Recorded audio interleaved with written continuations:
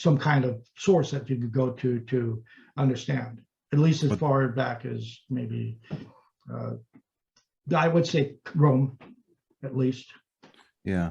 Do you think that humans create words? Are humans the ones creating the words, and then there's these people that observe the humans who have created the words and then jot it down in the dictionary? Yeah, Is that how absolutely. you see? Yeah. Okay. Because the word God has an origin. It comes from a German, I just looked it up. It comes from a German word, and then it becomes God later on in the English language.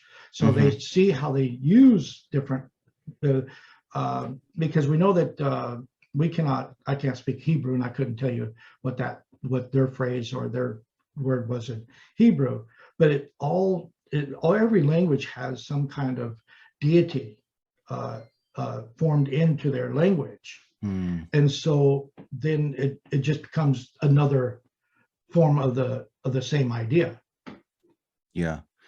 Do you think that words can change over time, that humans could take a word, any word, and alter its meaning over time?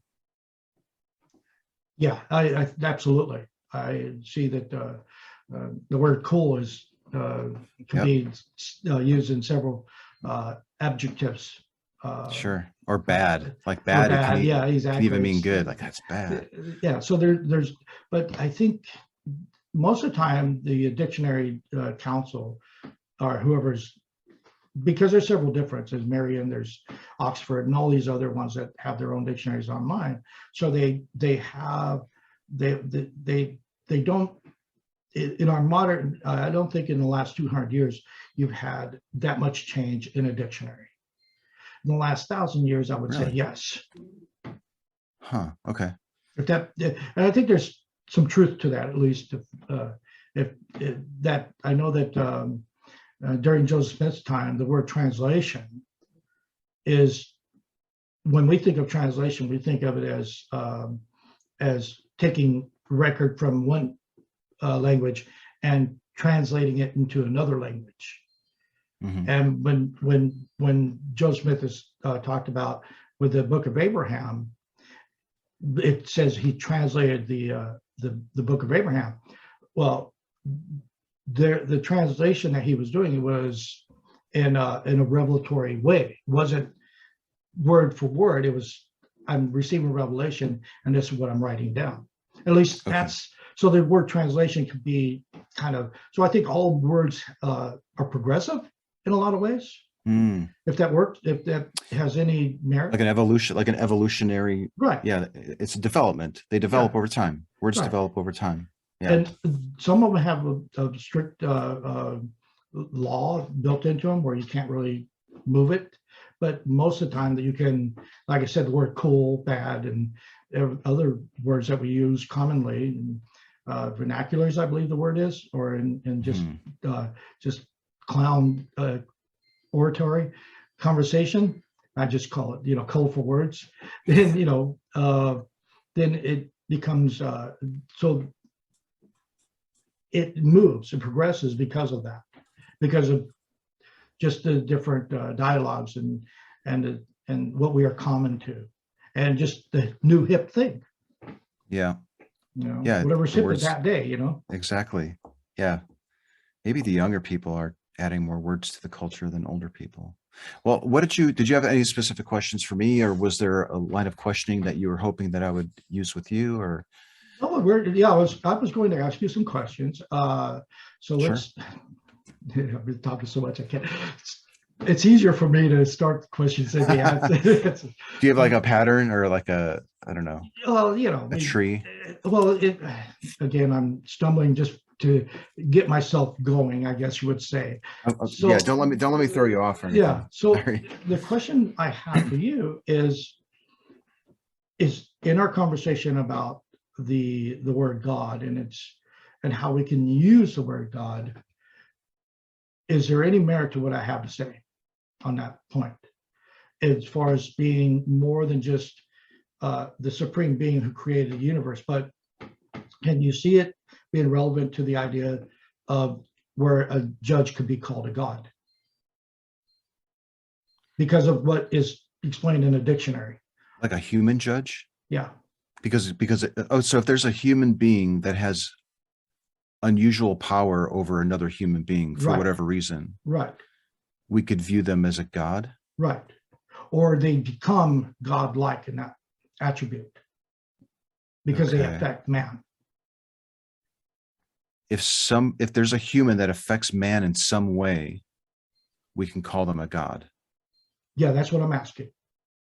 Do I think that that's well, it seems like the word God is a term that we would reserve for like a higher power, not just regular everyday people that have power. Is that if Yeah, somebody I has understand what power you're over asking. Yeah, I understand what you're saying. Let me ask you this. Has there ever been the word God attached to a musician, a basketball star, or anybody like that? yeah, sure. Okay, and because we symbolize that name as being the extraordinary or the supreme of the first time I seen this was I was watching a video about Jimi Hendrix. I'm a big Jimi Hendrix fan. Are you? And so on the graffiti in England was Eric is God, because Eric Clapton was the god of guitars. And then they were saying, well, and then here comes Jimi Hendrix, and he becomes the guitar god. So the word God is not just used for the supreme being, or the creator of all things, but it's used for those who have reached a level of supremacy in their talent, or like guitar or basketball or whatever other domains. domain, yeah, whatever Yeah. their affected area is. Okay. So could you understand that? Yeah, I think I understand what you're saying, but I'm not sure are you coming to a conclusion because of that? Because humans identify other humans and give them the label of God because they achieve something or they have power or some unique skill. What am I missing? So what I'm asking, so if we can, like I said, so if we can put that symbol or that title, the word God is actually a title of that which has dominion over others or over creation, or is worshipped, or there's several different ideas of what the word God is. And so because of that, we have to what I'm trying to do, I'm going to be honest, what I'm trying to do is get you away from the idea that there is no God, to at least accepting the word as having some merit in some ways, where you can connect it to something. Okay. If you understand, so can you connect that word to Jimi Hendrix, who was the guitar god, and be comfortable with that? Oh yeah, I mean, I hope you don't like. I'm open to the idea that there is a higher power that created the universe, I guess. Right. Well, I don't believe in that, but you think that they're the same. You think maybe the God and the universe are the same? Yeah, and I'm going to get that far. We're going to get to the singular God eventually, but I want to make sure that we understand that the word God is. We can agree that it has a diminutive verbiage, I guess you would say, or it has the title God is just what it is. It's like the word Lord. Biblically, it's sometimes the word Lord and God were used one and the same. And if you think about the word Lord, it's also placed upon those who had great land, great spaces of land, and had people under him. Yeah. The Lord of the harvest. Do you understand what I'm saying? So it's one I think so. So if I okay, so this is what I think we're talking. So. Yeah. Sorry, I'm not used to thinking so abstractly, or maybe you're breaking it down too simply. Like, do I recognize that humans observe other humans and notice that they have abilities that I particularly don't? And I might say, well, they're a god at basketball. Right. Yeah, I recognize that. I also recognize that there are humans that look at nature, the universe, or ourselves and say, well, there must have been a God that created all of this. I understand that too. Yes. So let's go to now that we at least we can attach the word God to something, okay? And that's where I wanted to get to. Even if we don't see We haven't got to the point where we can say there's a supreme being or not, but we can at least say that we can at least accept the word for what it is. Oh, sure. Yeah.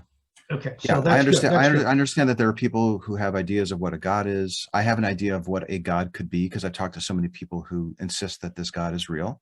Right. To the point where, yeah, I understand the concept of a God. Yeah. So here's what happens is, let's go biblically, because this is kind of where everybody goes anyway. Because you've never had a discussion with a person like me, I imagine, who sees more dynamically how the word is used and not, and not structure it with a paleontologist is basically what I am, but not totally. But what I'm saying is biblically, the Bible itself is worshipped like a god. It so becomes a god to the people who worship the words within it. Our principles and the laws that we live by become our God. Something that you think is powerful? Well, everything that we live by the choices that we make, it becomes, by the principles, which are laws and rules that we live our lives by, they become our God. Okay. So if we choose to love, or if we choose to obey a traffic light, the one who's governing the law that says red is to stop, then we look at that as being a law. Okay. Yeah. And it's a governing power over us, and we become submissive to it. Okay. To that law. Okay. And so the words within the Bible create a dominion over those who respect its words. I follow you. Okay, and who's the author of the book is quite critical, because you don't know who the author is. All we know is that it comes from at least the turn about 60 years after the death of, or after the birth of Christ or whatever. We can say the New Testament. The Old Testament has origins back at least 500 BC, that we got records that say that they're from Moses, that they say that they're from Isaiah, that they say that they're from whoever, you know what I mean? So we have some kind of connection at least 500 years back, saying that they had records at least back then that says these are the words that we live our lives by. And again, the Jews were just as hateful towards those who disobeyed the law as anybody, as the Catholics in their time. So again, we have so when we live our lives by principles and laws given to us by man, then that becomes our God in a sense. Because and so now we have the central figure of the Bible is Jesus Christ. He's the one who proclaims that he was the Son of God and is God. So it's all crazy, man. I'm like, can go ahead, I ask a please. question? Do you view the Bible and the people that wrote down the laws on how to get through an intersection with red lights and green lights and so forth, are those on equal footing? Yeah. Are those because humans are subservient to them and that type of thing? Absolutely, because they both created laws, or like I said, the laws, we'll just talk like the Bible was created by man and it was just a story until we get to that point, because we can't really, because I respect your point of view that it's just good words, and it's good words to live by sometimes.